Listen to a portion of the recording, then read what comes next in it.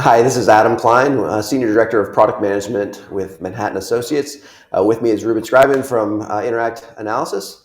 Thanks for being here. Thanks, Adam. Yep, my name is Ruben Scriven, the Research Manager at Interact Analysis, covering our robotics and warehouse automation, and really keen to jump into the topic of navigating the future of warehouse robotics. Yeah, absolutely, absolutely. Yeah, it's a topic that is, I think, on a lot of people's minds right now, and let's maybe just jump in. Um, Maybe the first question, I'll leave it maybe a little bit broad. What are you seeing out there in the market in terms of automation, robotics, styles of automation and so forth? It's a very broad question, but I think broadly speaking, you can kind of plot this over time where during the pandemic, we saw a huge proliferation of warehouse construction, warehouses being built left, right, and center to cope with all of the e-commerce demand. This led to these very big, massive warehouses being built, 200, 500 million square feet, all of which had these very large $100 million automation systems installed in them, primarily fixed because of the throughput requirements. Then fast forward to 2022, interest rates went up, e-commerce volume slowed down. As a result, warehouse construction fell off a cliff. And companies were saying, we're not going to build a new warehouse and automate that, typically with fixed automation. Instead, let's try and automate our existing facilities. How can we increase the efficiency of what we've got? And as a result, they weren't necessarily going end to end with the automation. They were saying, okay, well, let's look at the different processes and figure out which process we should automate. And as a result, we got a lot more kind of smaller point solutions, typically catered by mobile automation, very flexible, very scalable. One of the key tenets from COVID was that you can't predict the future, unpredictability. And with fixed automation, where you're bolting that automation to the ground, you need to have some level of confidence about what your business is going to look like in 5 years' time, maybe even 10 years' time. And suddenly the volatility is shot through the roof and you can't even predict the next 6 months. So that need for scalability, coupled with the focus on brownfield applications, has led to a much greater emphasis on flexible mobile automation, which doesn't necessarily have the same throughput outputs, but nonetheless provide that added flexibility that puts customers' minds at ease. Yeah, yeah.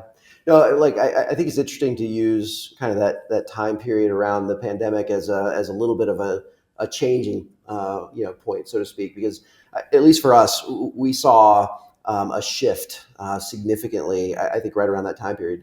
A couple of things that I kind of witnessed, and I'm curious your thoughts on this. Number one, sort of just the sheer amount of automation that's being evaluated and ultimately being kind of installed and implemented inside distribution centers has gone up significantly. And then you pointed out the fact that much of that is around these kind of mobile robotics, things like autonomous mobile robots and some of those sorts of things. Do you kind of subscribe to that? Is that something that you've seen in terms of that acceleration of growth, so to speak? Yeah, I think if anything, it's now become a hindrance to a certain extent. The fact that there are so many different solutions out there, all tackling similar problems, it leaves the customers in a sense of perpetual kind of wait and see with technology developments. Are we going to wait for there to be a new technology down the road? Or do we evaluate what's on the market right now? And if we are evaluating what's on the market right now, how do we manage to, dissect these thousands of different suppliers? One of the kind of big gaps in the market right now is kind of evaluation tools, simulation tools. A number of companies and integrators are doing this to a reasonable degree right now, but it's still a challenging feat when you're trying to evaluate which technology best works within your warehouse. Having, these 50, 60 different vendors all evaluated simultaneously, each of which has a slightly different take on a particular type of technology, it leads to paralysis to a certain extent. So I think I agree with your kind of thesis there in terms of the proliferation of technology. On the one hand, it's great, it's giving customers more choice, but the rapid rate of that development is also leading to a level of stagnation to a certain extent, as companies are almost that there is just an overwhelming sense of choice. Right, almost an analysis paralysis. Yeah. Yeah. I agree with that 100%. I mean, there's so many of those, especially just sticking with that topic of the AMRs or the autonomous mobile robotics. You think about in the northeast of the U.S. You had MIT and you had kind of that Boston area and just so many companies that kind of grew out of that. And so the number of choices is just staggering. We will periodically do a a little trip up into that area, Yeah. and we can hit 5, 6, 7 at least of those Yeah, companies in yeah, a yeah. short period of time. I was there at the end of the last year, and we get to see a huge number of our clients just by going to one specific town. Right. It's interesting the density that you see Yeah, there. yeah. So, well, one thing that we've also noticed is, I think that e-commerce type fulfillment is a great place for some of these types of robotics. But kind of shifting gears maybe a little bit, one of the areas that we've seen a decent amount of growth in automation, completely different style of automation, is inside of like grocery. So think about these, and the footprint of the automation inside of these DCs is massive, right? Full pallets, single SKU mostly coming in one side, and then it deconstructs the pallets. It puts the cases away, and then it constructs store-ready pallets, multi-SKU, ready to ship on the outbound side. A lot of space required to do that, Yeah. but pretty nice in terms of efficiency, labor savings, et cetera. Are you seeing those types of things going around? Yeah, I mean, it's a really interesting thing because in Europe, we've been doing this for a long time. The kind of, palletized automated systems primarily serviced by Vitron. The adage goes, no one gets fired for buying Vitron. And I think what we're seeing now is that Symbotic, which is the kind of up and coming company in this space, they're really kind of creating more competition in the space. Before, everyone was working with Vitron. Vitron was the key company there from an automation standpoint. And now we've got this new competitor coming in. It's making people second guess, is Vitron the best company to work with? Of course, they have a huge market share and they focus very, very exclusively in the grocery space and have got a track record to prove that.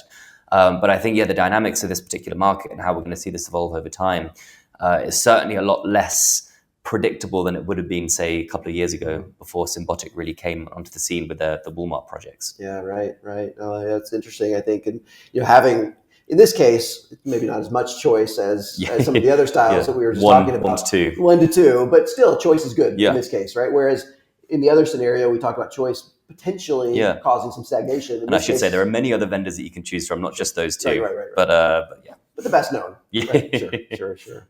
Well, as we think about the ability to implement these types of solutions, to bringing them into existing warehouses, the concept of a brownfield site versus a greenfield site is hugely important and plays into the overall ease of implementation and so forth, right? Because if you already have a site live, bringing in automation sometimes is a little difficult. Actually, sometimes very difficult. Yeah. Versus a greenfield when you're limited basically by your imagination and maybe your pocketbook. Any thoughts there in terms of customers that are looking to bring in automation to an existing site, and how what types of things might be interesting for them to think about? Yeah, I think firstly, get ready for pain. It's a really painful thing going through a brownfield retrofit.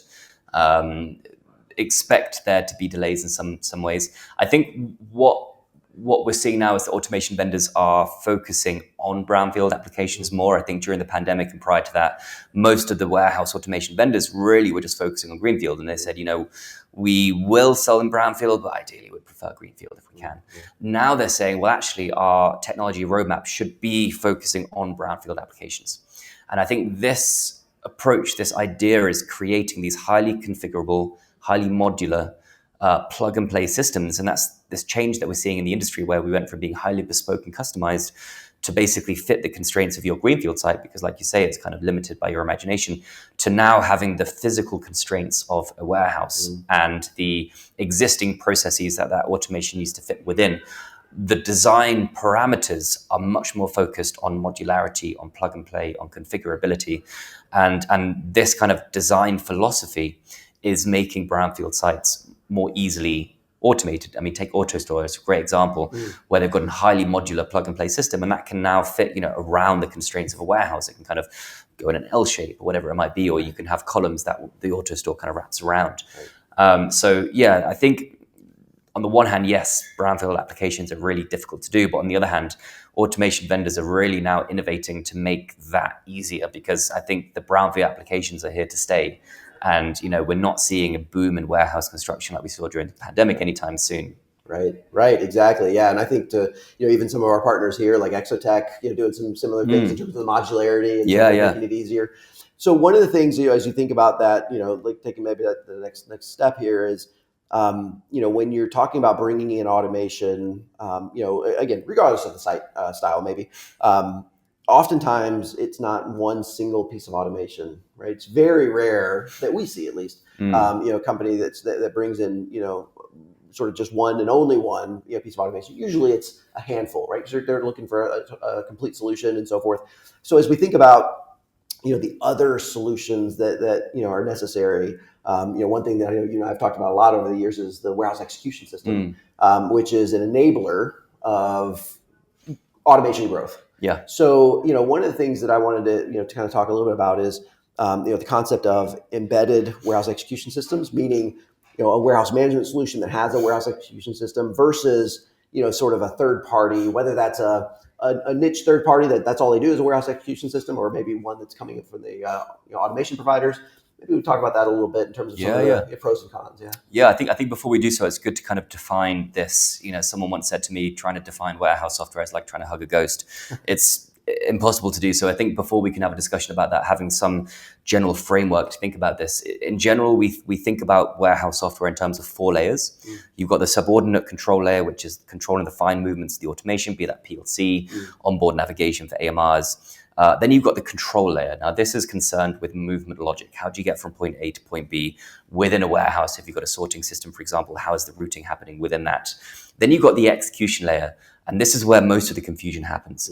Really, from our perspective, the execution layer is all about how do we optimize a given output given the constraints of a warehouse. It's got nothing to do with the control. It's got nothing to do with the management, which is the 4th layer. So that's what comes into a warehouse, leaves a warehouse where inventory is stored and what orders are coming in.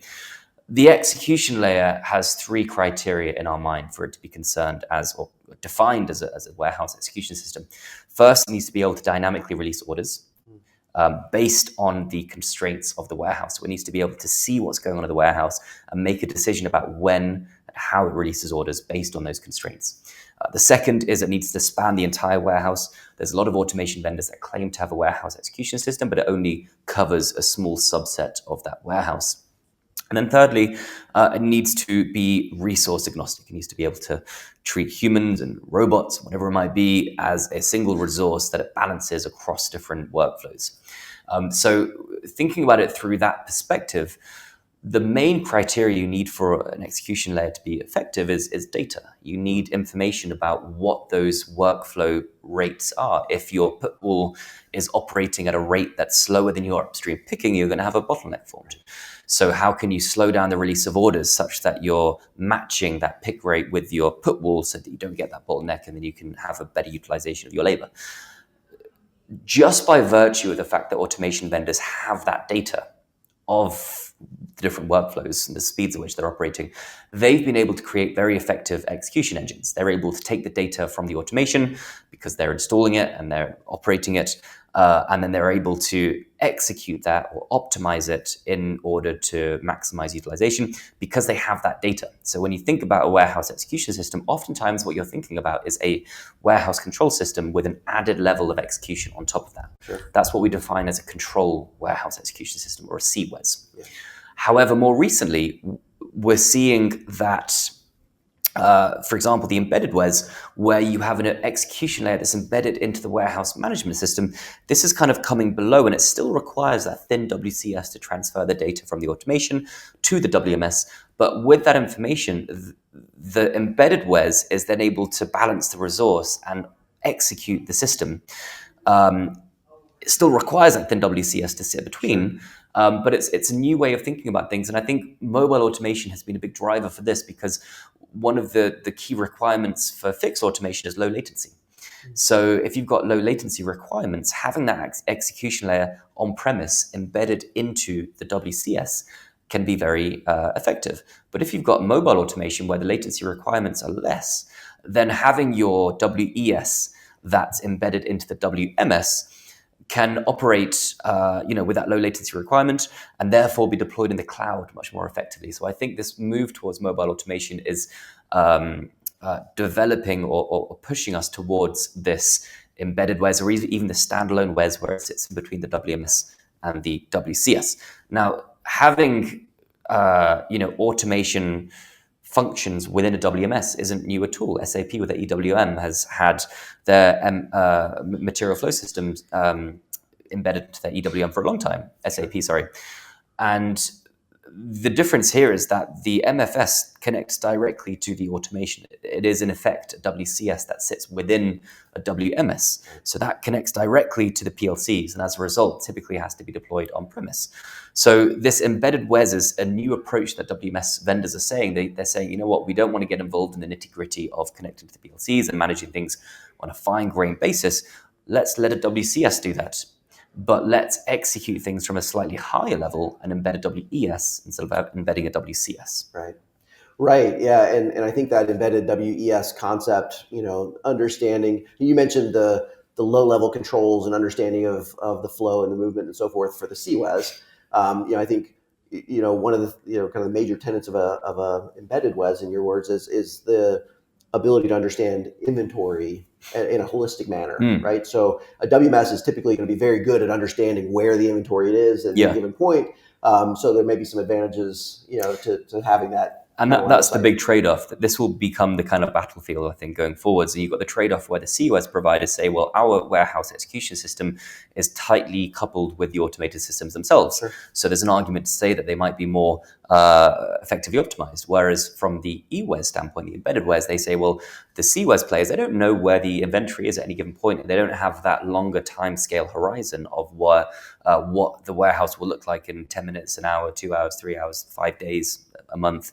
So the EWES providers kind of will talk much more about that inventory point. And then you have the standalone WES players. Now their kind of main marketing narrative is they say, well, upgrading a WMS is very expensive. Let us turbocharge your existing WMS by having a standalone WES that sits below an existing, often relatively low functional WMS. So each kind of has their own niche. Sure.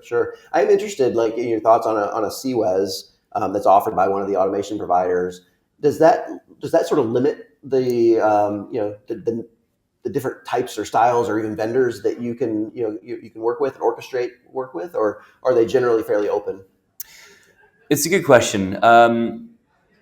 For the most part, I mean, of course, they'll claim to be open in many cases, and I think there are getting standards created, which is creating a more interoperable environment. But of course, I think if you have your own systems, your own automation coupled with your own warehouse execution system, it will be more tightly integrated. So I think there's kind of two answers here. There's the sort of politically correct answer, which is yes, they're open, but there is the kind of reality where it will be a little bit more closed. But nonetheless, companies are doing a really good job, the automation vendors, to become more open and developing execution layers that can be used across multiple types of automation. Right. I mean, because that is one of the one of the advantages that an EWES would certainly tout as being very agnostic to the different styles and vendors and and so forth. So yeah, as you said, I mean, I think there's pros and cons to each of those styles, and I think that's kind of going back to your comment about choice. We've got different styles and choices that are available. So yeah. Well, Ruben, thank you for the time today. It's been a great discussion. I think so too. I always love talking about automation, and I think it's some good insights that we've gotten through today. Awesome. Thanks a lot, Adam. Thank you.